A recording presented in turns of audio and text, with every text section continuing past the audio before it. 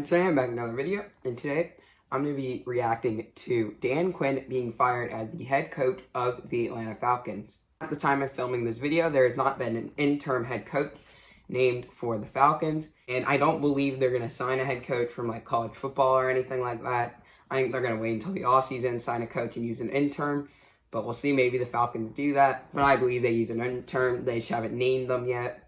They're supposed to be named at a later date. Not exactly sure when. Before we get into the rest of the video, I just want to let you guys know, subscribe to the channel down below if you're new, because I'm trying to hit 300 subscribers by the end of 2020, and we're currently at 204 at the time of filming, so we're 96 away.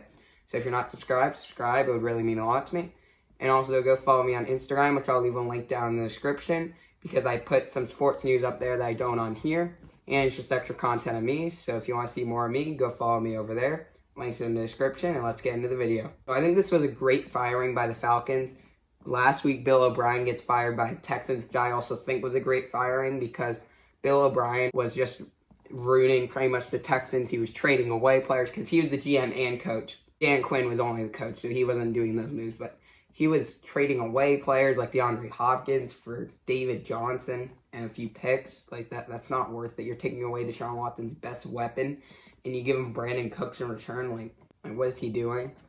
And then they started off 0-4, and then when he leaves, they actually get a win. So maybe he was the problem, and I think it was a good firing. So now let's talk about Dan Quinn. I think he was a good firing because they start 0-5. They lose to the Panthers. They blew 2 games.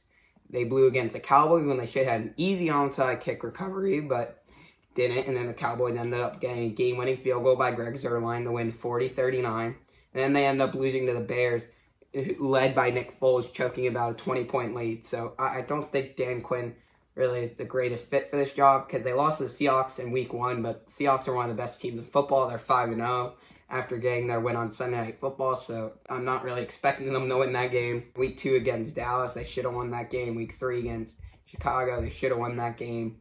And then Week 4 against Green Bay. Green Bay's still undefeated, so I would expect them to lose that. One of the best teams in football as well, especially in the NFC. And then losing to the Panthers 23-16. So I feel like at the worst, they should be 2-3 right now with those 2 wins and then maybe losing to the Panthers. But to me, it seems like the Falcons have a lot of talent on paper, but then they could just not execute.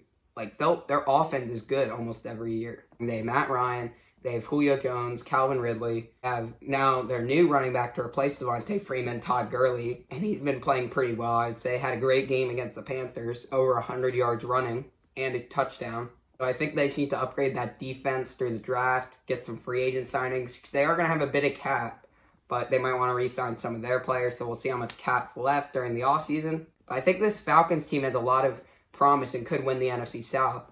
I'm hoping the Falcons management doesn't know what they're doing again, and they end up messing it up, because I'm a Panthers fan, but for the Falcons' sake, I hope they fix everything, get a new coach they like, maybe you get a defensive coordinator that's in the NFL, or you get a head coach from college or a coordinator from college.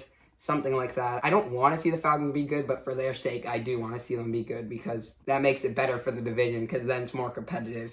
But let me know down below if you think Dan Quinn was a good firing for the Falcons, and subscribe to the channel down below if you haven't, and like this video because it helps the YouTube algorithm. Thank you guys for watching. I'll see you guys in the next video.